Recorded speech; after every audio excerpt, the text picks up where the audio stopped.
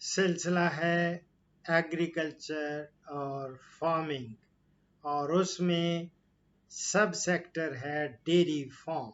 अब मैं dairy farming के एक सवाल दूसरा होता है, पहला मैंने जगह का बताया, स्पेस कितनी दरकार है। दूसरा क्वेश्चन होता है कि डॉक्टर साहब ये कितने प्राइस में एक गाय मिलेगी। याद रखें, गाय जब भी आपने स्टार्ट करनी है या भैंस, तो ज्यादा नंबर की बजाय काम की चंद से स्टार्ट करें। काम की जब कहता हूं, अच्छी ब्रीड हो, और कोशिश करें गाय की।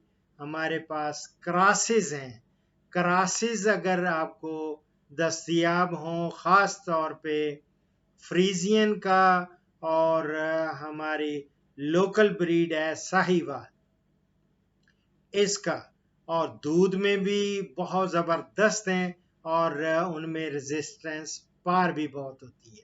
और लिहाजा आपने जब भी है क्रॉसेस रखने हैं, क्रॉसेस रखें। प्योर ना प्योर आपने फ्रीजियन रखनी है ना, और बाकी तो अगर प्योर रखना चाहते भी हैं साहिवाल, तो इतना ज़्यादा दूध नहीं मिलेगा जो क्रॉसेस से मिलेगा।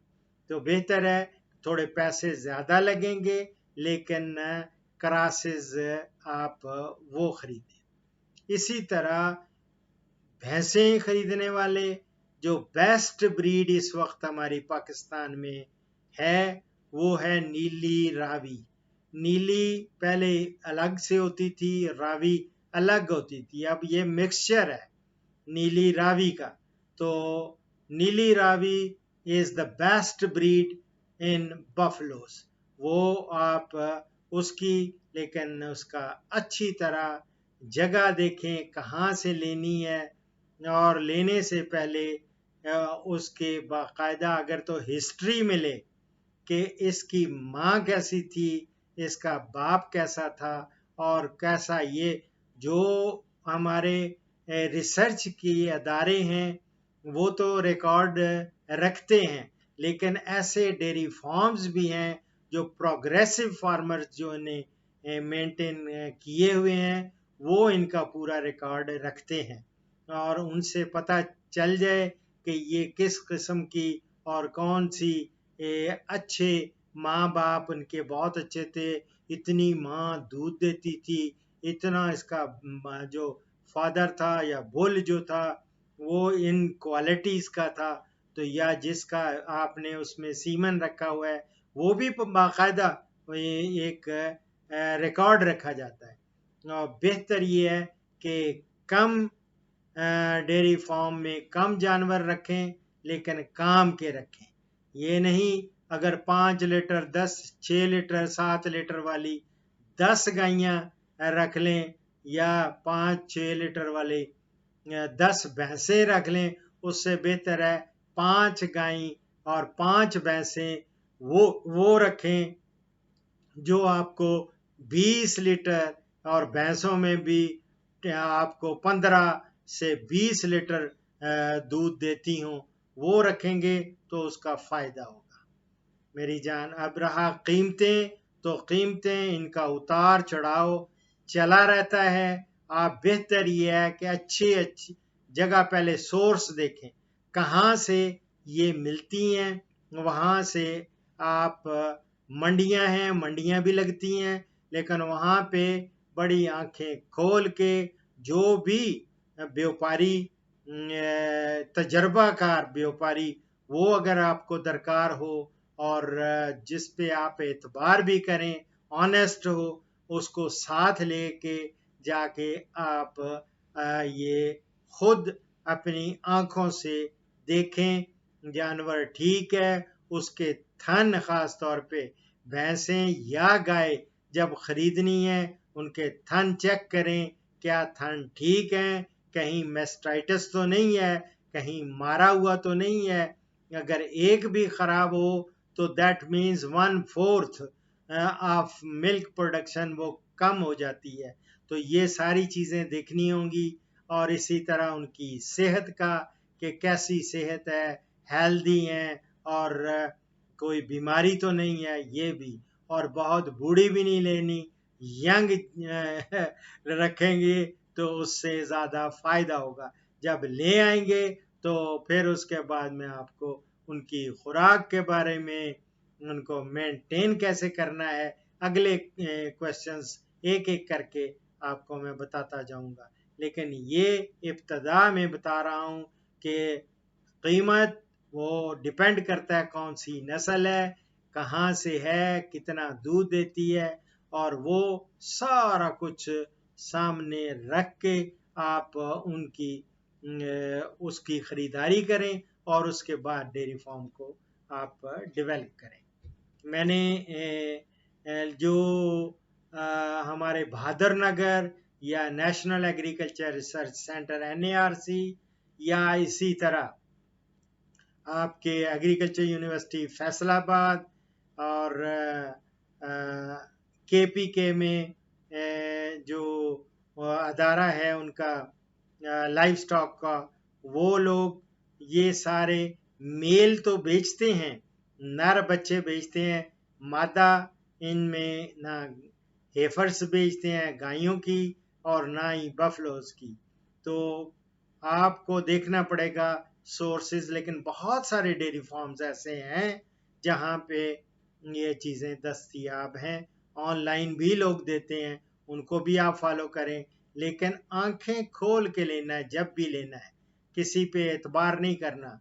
यहाँ तक कि इतना धोखा होता है कि वहाँ आप एक बोस्टन का इंजेक्शन लगा देते हैं, वो इतना दूध उतार लेती हैं कि अपनी हड्डियों से निचोड़ के भी, और इतना ज़्यादा वो दूध जब खरीदने के वक्त वो चुवाई करते हैं, सामने आपके कुछ और चीज़ होती है, घर पे लाते हैं तो आधा भी नहीं रहता, तो फिर इंसान वो सर्प को क्या कह सकता हूँ, वो सर पकड़ के बैठ जाता है और वो परेशान हो जाता है। इसलिए मेरी जान, ये मेरी बातें आप पल्ले बांध लें, और इंशाल्लाह ताला आपको बहुत सारी इंफॉर्मेशन ऑलरेडी भी मैं देता रहता हूँ।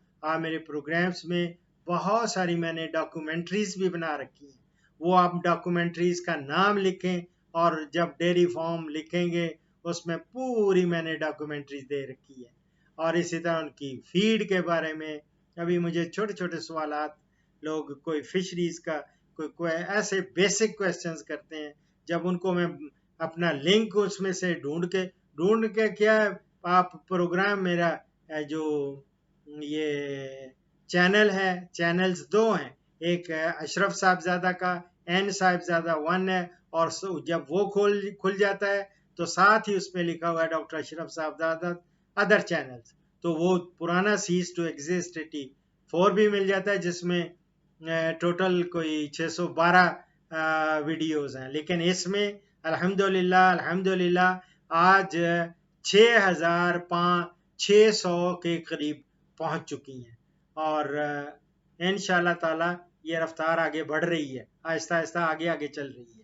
तो ये इतने थाउजेंड्स में आपको और इतनी चीज़ें ज़ख़ीरा जब मिल जाता है, आप उनमें से आप क्वेश्चंस देखते जाएं, और ना हो तो आप रोज़ाना आप मुझे 11 बजे से 1 बजे तक मैं कॉल्स लेता हूं, और उसमें भी आप क्वेश्चन कर सकते हैं। अगर किसी को कॉल ना मिले तो मैं ऑफ एंड ऑन आजकल ख़ास तौर पे चूँकि कुर्बानी के अय्याम नज़दीक आ रहे हैं, लोगों के प्रॉब्लम्स हैं, तो भेड़ों के, कोई बकरियों के, ख़ास तौर पे कुर्बानी वाले जानवरों के, तो उनके लिए मैंने ऑन किया हुआ है, और वो भी मैं उनके क्वेश्चंस ले रहा हूँ, और उनके डे टू डे प्रॉब्लम जो अर्जेंट बेसिस पे हैं उनके हल भी दे बता रहा हूँ।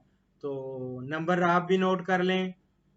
वैसे तो हर वीडियो के एंड में वो एक अनाउंसमेंट होती है कि टाइमिंग्स भी दिए जाते हैं कॉल्स के, और नंबर दिया जाता है, आप भी नोट फरमा लें, 0335121879।